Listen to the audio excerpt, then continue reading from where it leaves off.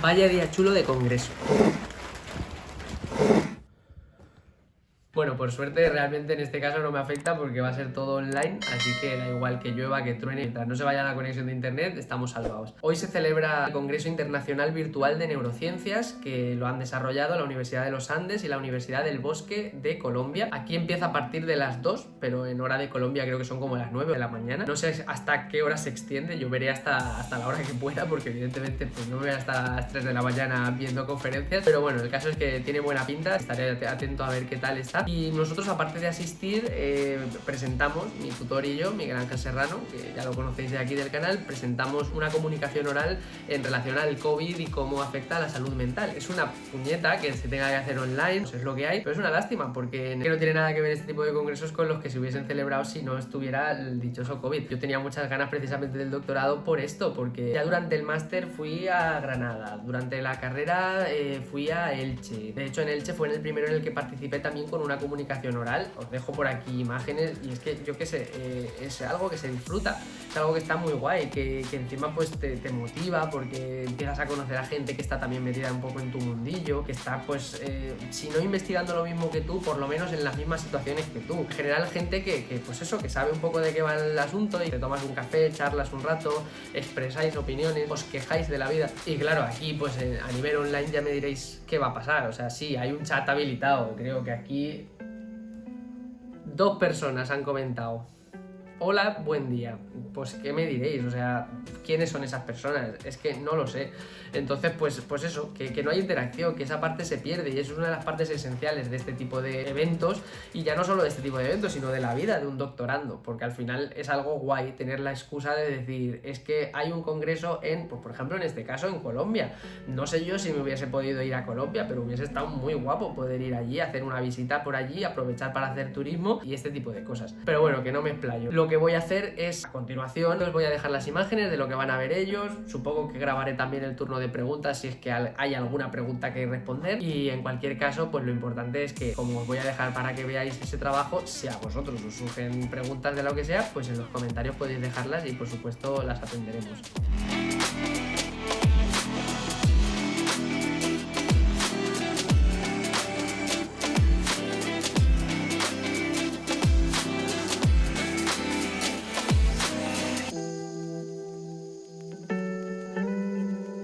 Bueno, esto no se va a ver, será nuestro secreto. Calentita.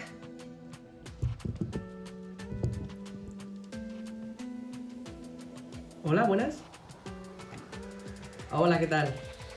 Un gusto, un gusto. Es que estaba aquí haciendo pruebas con el micrófono, no sabía si se me escuchaba. Parece que está arranca ya. Parece que ya van a empezar a ver las presentaciones. Yo juraría que voy de los primeros o no lo sé. Vale, ya está presentando la chica. Estefanía. Por 3 videos, los cuales tratarán cada una de investigaciones independientes, todas Pero la escucho fatal. investigadores que Y ya se me ve en pantalla. Al final, Ese soy yo. Hola, buenos días. Soy Fran Molins, investigador predoctoral en la Universidad de Valencia, España, y nos encontramos en el Congreso Internacional Virtual de Neurociencias, Cerebro y Comportamiento en tiempos de COVID. Como se puede ver en esta diapositiva, no existe conflicto de intereses que declarar, con lo cual podemos comenzar la presentación. Bien, mi trabajo se titula El contexto de COVID-19 perturba la salud mental, el papel protector de la lexitimia. Y sin más dilación, vamos a darle comienzo. Como el trabajo habla del contexto, hay que poner de manifiesto dicho contexto. No voy a entrar tanto en aspectos biológicos del virus, algo que ya tanto sale en las noticias, que tanto se va a repetir seguro a lo largo de este congreso, sino que vamos a hablar más bien de ese contexto psicológico.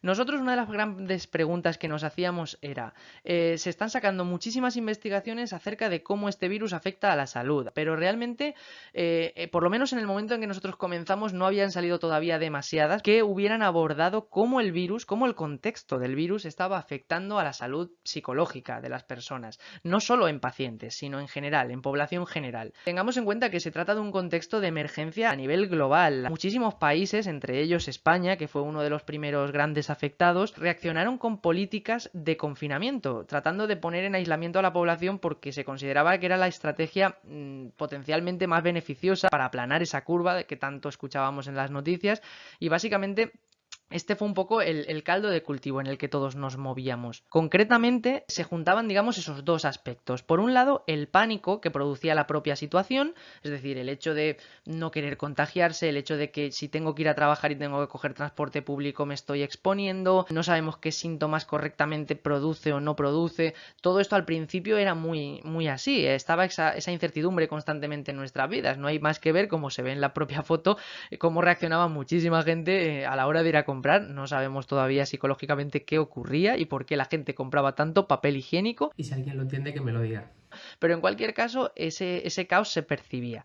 Y por otro lado, se junta el propio confinamiento, el hecho de estar aislados, el hecho de no tener contacto social con otras personas, el hecho de no tener claridad en el tiempo que pasamos en casa. Mucha gente manifestaba problemas a la hora de diferenciar entre tiempo de ocio, tiempo de trabajo, el descanso se perturba.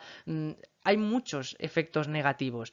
Tanto es así que en anteriores epidemias, como por ejemplo la epidemia de ébola o la epidemia del SARS en 2003, ya habían dado lugar a incrementos de síntomas de ansiedad y de depresión en aquellas ocasiones, con lo cual todo esto a nosotros nos llevaba a pensar que en este caso, el COVID-19, podía estar produciendo efectos similares y por tanto también perjudicando la salud mental. Pero otra pregunta que nos hacíamos es si todo el mundo respondería del mismo modo ante esta situación, ya que no todo el mundo tiene por qué hacerlo. Ya sabemos que existen diferencias individuales. De hecho, había sido puesto de manifiesto en estudios publicados en Italia que algunas personas, por ejemplo, con problemas para regular sus emociones, podían presentar un extra de riesgo ante el empeoramiento de esa salud mental.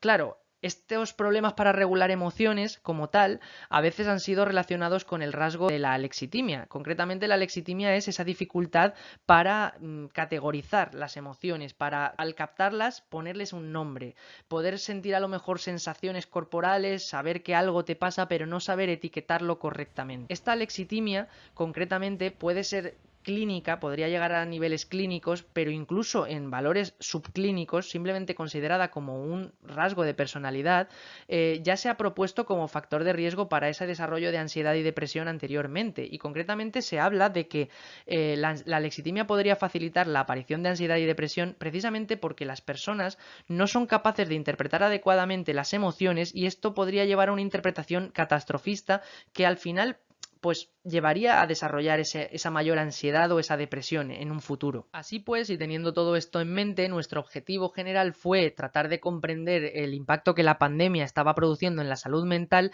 pero también estudiar el papel moderador que jugaba la alexitimia. Las hipótesis concretas fueron que los individuos mostrarían una peor salud mental, síntomas de depresión y de ansiedad, durante el confinamiento en comparación a las medidas previas al mismo, y además la alexitimia moderaría estos cambios. Concretamente, una mayor alexitimia se asociaría con el peor deterioro. En cuanto a los métodos, contábamos con 70 participantes, que si bien no parece una muestra desorbitada, lo bueno fue que sí que contamos con un diseño de medidas repetidas, ya que teníamos una muestra que acababa de pasar por nuestro laboratorio para un experimento que nada tiene que ver con este, y por tanto contábamos con sus medidas de salud mental y de alexitimia, de modo que cuando se puso en activo el estado de alarma aquí en España y por tanto confinaron a todo el mundo, dejamos pasar un mes de este confinamiento, nos pusimos en contacto telemáticamente con estas mismas personas y les pedimos si querían rellenar de nuevo esos cuestionarios de salud mental, de modo que podíamos contar con esa medida pre y esa medida post. El diseño, por tanto, sería el siguiente. Pre-confinamiento utilizamos el Toronto Alexitimia Scale para medir alexitimia y el General Health Questionnaire para medir síntomas de ansiedad y depresión. Este último es un cuestionario frecuentemente utilizado para estudios epidemiológicos. Un mes después del confinamiento volvimos a repetir esta medida del GHQ, General Health Questionnaire, para volver a tomar la ansiedad y depresión ese mes después. En cuanto a los resultados, tenemos que poner de manifiesto como aspecto preliminar que nuestra muestra está compuesta principalmente de personas jóvenes que además pasaron el confinamiento con sus familias, amigos o parejas. Ninguna persona lo pasó absolutamente sola, con lo cual esto podría condicionar la interpretación de los resultados. Evidentemente podría ser mucho más grave el empeoramiento si se tratase de una persona totalmente aislada, por ejemplo. En cuanto al empeoramiento de la salud mental, como vemos en estas gráficas, vemos que se obtuvieron diferencias significativas entre el pre y el post. post. Concretamente empeoraron tanto en síntomas de ansiedad como en síntomas de depresión solo un mes después del confinamiento. Por otra parte, en cuanto al rol moderador de la lexitimia, los análisis de moderación lo que revelaron fue algo contrario a nuestras hipótesis. Si nosotros pensábamos que a altos niveles de alexitimia serían los que más se asociarían con un empeoramiento en salud mental, aquí lo que observamos es justo al revés, es que los niveles altos de alexitimia, vemos la mitad derecha de las dos gráficas, realmente lo que se asocian es con los menores cambios en salud mental o incluso la ausencia de cambios. Sin embargo, los niveles bajos de alexitimia son los que realmente se asocian con un mayor empeoramiento de la salud mental. Así pues, las conclusiones parecen claras. Por un lado, el contexto de la COVID-19 está deteriorando la salud mental. Y solo tras un mes de confinamiento, cuando lo medimos nosotros. La gran pregunta, en base a nuestras propias limitaciones, con la muestra que comentábamos que nosotros teníamos, es si estos resultados son extrapolables a la población general. ¿Qué habríamos encontrado además si realmente medimos un mes después? Es decir, cuando se hubiese terminado el confinamiento completo. Aquí en España recordemos que duró poco más de 2 meses. ¿Habría habido un empeoramiento mucho mayor? ¿Se habría mantenido? ¿La gente se habría adaptado? Sería interesante averiguar eso. Y sobre todo, ¿qué pasará si nos vuelven a confinar? Porque aquí en España además vamos camino de un nuevo confinamiento. De momento seguimos sin confinarnos, no sé. ¿Qué ocurrirá? ¿La salud mental empeorará de nuevo o ya la gente estará adaptada? Y con respecto a la lexitimia, contrariamente a nuestras hipótesis, lo que parece es que en realidad está jugando un papel protector. No implica que esto en otros contextos sea favorable ni nada de esto. Es decir, en otros contextos como los que se han indagado anteriormente, podría ser que efectivamente la lexitimia llevase a mayor ansiedad o mayor depresión, que sea un factor de riesgo. Pero ¿qué ocurre en un contexto de pandemia, donde la gente tiene de normal emociones negativas? A lo mejor el no ser consciente de esas emociones tan negativas que se están viviendo podría en realidad amortiguar su impacto. De hecho, se sabe que en otros estudios se ha visto que el mero hecho de tener esas emociones negativas puede desarrollar ansiedad, puede desarrollar depresión.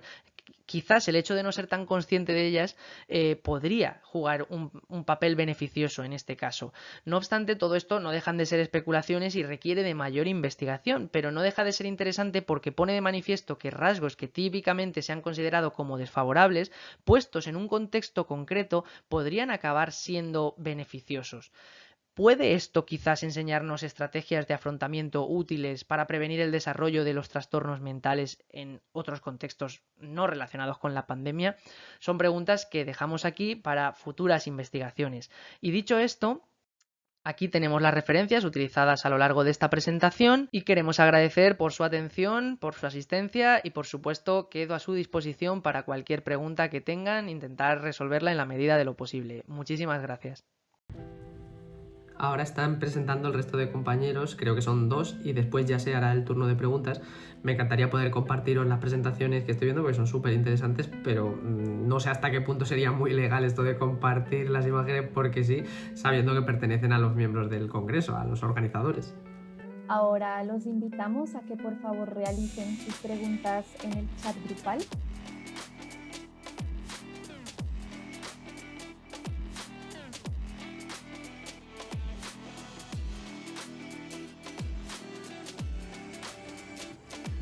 Parece que no hay muchas preguntas. Aquí tenemos una pregunta de Mateo Bernal para todos los estudios y dice: frente a los 3 estudios, ¿de qué forma los resultados se pueden utilizar para temas de políticas públicas o de intervención en relación a la pandemia de COVID-19? Es decir, aplicaciones prácticas. En este caso, si quieres, Francisco, iniciar. Sí, ahí me estáis viendo, ¿no? Hola, Sí, señor. hola, ¿qué tal? Buenas. A nivel político sí que es cierto que serían muy para tener en cuenta, dado que si solo en un mes de confinamiento lo que observamos fue un incremento bastante significativo en síntomas de ansiedad y de depresión. Recordemos, en un simple mes de confinamiento, el confinamiento aquí en España duró más de 2 meses, actualmente se sigue planteando que podría darse lugar a nuevas políticas de confinamiento. Evidentemente se hace por beneficio, evidentemente por aislamiento social, para aplanar esa curva que tan frecuentemente se suele nombrar, pero claro, parece que se busque mucho esa parte de salud física, de evitar contagios y demás, pero parece como que es algo secundario, esa parte de salud mental. De hecho, se está viendo aquí constantemente, no sé en otros países, desconozco qué estará ocurriendo, por ejemplo, en Colombia, pero aquí a nivel salud mental se estaba intentando contratar a enfermeros, a médicos, un montón para hacer frente a esta crisis, y sin embargo a muchos psicólogos y psicólogas se les estaba solicitando que hicieran por favor servicios altruistas, de por ejemplo llamadas por teléfono para atender a las personas, porque se sabía que podía estar incrementando pues problemas de este estilo, pero realmente no se está tomando en serio, como para decir vamos a poner a psicólogos y psicólogas que atiendan en salud pública, que estén ahí dando ese servicio, a pesar de que estudios como lo que nosotros estamos realizando están demostrando que efectivamente existe ese empeoramiento. Lo importante es que van a quedar secuelas, pueden quedar secuelas, y esto hay que anticiparse. Entonces, desde aquí es un poco el mensaje que a mí me gustaría lanzar, que se tenga más en cuenta la salud mental. Que no me voten a mí para presidente después de esto. No, lo que he dicho lo he dicho totalmente en serio. Es cierto que aquí en España los psicólogos y psicólogas parece que sean el último mono en la sanidad, dicho mal y pronto. Se están ampliando plazas para medicina, por ejemplo, se prevé un aumento de plazas significativo de enfermería, de medicina, para, por ejemplo, las próximas oposiciones públicas, y sin embargo para psicólogos, si hay suerte, se va a incrementar, no sé, o sea, nada, no hay menos. Pese a que son evidencias firmes de que la salud mental está ahí, que está deteriorándose, ya no solo en las personas por el miedo, sino ya los propios sanitarios que están ahí, que están sufriendo un estrés brutal día tras día. Pero como si el trabajo de los psicólogos no fuese a ninguna parte, como si fuese el teléfono de la esperanza, ya está, vamos a llamar y vamos a atender un poquito. Pues creo que ahí hay que dar el toque de atención. Pues nada, pues ya se ha terminado. Lo que os decía, la experiencia la verdad es que pues no tiene nada que ver, nada que ver. De hecho, yo el vídeo que hubiera querido traer aquí hubiese sido mucho más guay si hubiese sido en un congreso presencial, pudiendo ir por ahí, incluso entrevistando a algunos de los participantes, a gente que esté por allí, dar un poco esa visión de la experiencia desde dentro, ¿no? De no solo la presentación, sino cómo se vive un congreso desde dentro. Y sin embargo aquí estoy, dando una visión de cómo se vive un congreso desde dentro, pero un congreso virtual, un congreso donde estoy en mi casa, donde tengo un batín puesto para no enfriarme las piernas y poco más. Ojo, que eso no quita que no sea una labor encomiable lo que han hecho todos los organizadores, los que han hecho posible básicamente este congreso. Si no fuera por la labor que han desempeñado, pues imaginaos cómo estaría ahora mismo la divulgación científica. O sea, es que ¿qué pasaría? ¿Se quedaría todo en pausa? Pues a pesar de todo ellos han dicho, oye, vamos a hacerlo a pesar del COVID y a pesar de todo, vamos a sacarlo adelante, y ole por ellos y por ellas. Y poco más que añadir. Por nuestra parte, pues despedirnos. Espero que en un futuro podamos traer más vídeos relacionados con esto, con congresos un poco más dinámicos, poder mostrar cosas en persona, como os decía, pero esto solo el tiempo lo sabe. Así que nada, lo de siempre, suscribíos si no lo habéis hecho ya, dadle a la campanita para activar notificaciones, un buen me gusta si os ha parecido interesante, y nada, nos vemos la próxima semana. Chao.